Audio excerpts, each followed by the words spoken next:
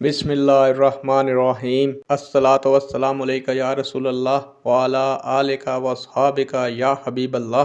अस्सलामु अलैकुम मुअज़्ज़ज़ नाज़रीन व सामीन। अल्लाह ताला से दुआ करता हूँ कि अल्लाह ताला आप लोगों को खुश व खुर्रम रखे और आप लोगों की तमाम तकालीफ परेशानियों को दूर फरमाए, आपको दिन दुगनी रात चुगनी तरक्की अता फरमाए। प्यारे दोस्तों, आज की वीडियो का अनवान है हदूद, ताज़ीरात और आइलियो इनफरादी मामलात में अफू का क्या हुक्म है। उम्मीद करूंगा कि ये मालूमात आपके इल्म में इजाफा फरमाएगी और आप इस वीडियो को शेयर करेंगे, चैनल को सब्सक्राइब करेंगे ताकि दूसरे लोग भी इस मालूमात से मुस्तफ़ीद हो सकें। बढ़ते हैं वीडियो की जानिब। प्यारे दोस्तों, अफू दरगुज़र मुसलमान की एक अहम सिफ़त है जो हर मुसलमान में पाई जानी चाहिए। अफू दरगुज़र से दिल नरम पड़ते हैं और इसके ज़रिए हक़ाइक़ दिलों तक पहुँचाए जाते हैं। ताहम ये सिफ़त ख्वाह कितनी ही अच्छी क्यों ना हो, इसके बारे में माकूल और मतवाज़न रवैया अपनाना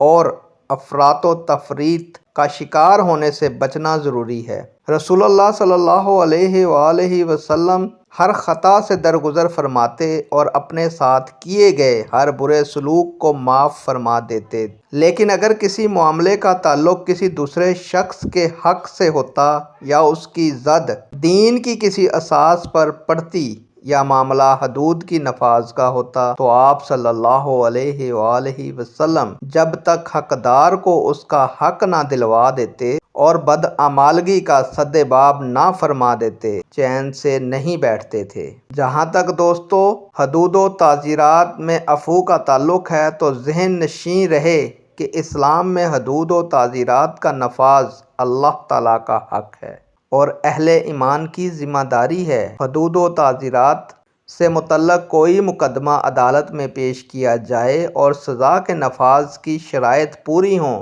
और कोई माने मौजूद ना हो तो काजी को मुजरम पर तरस खाकर या जज्बा अफू के तहत सज़ा माफ़ करने का इख्तियार नहीं है।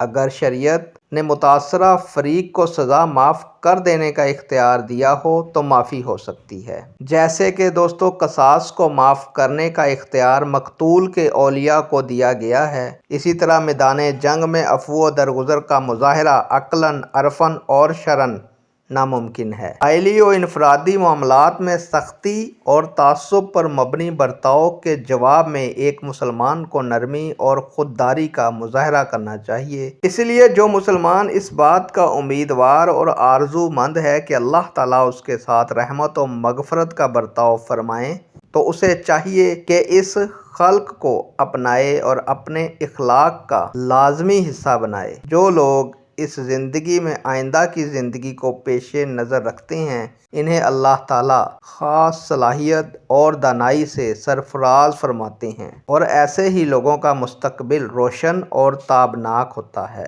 नेक दुआओं के साथ आपसे इजाज़त चाहूँगा। अल्लाह ताला आपका और मेरा हामी और नासिर हो। अल्लाह हाफिज़।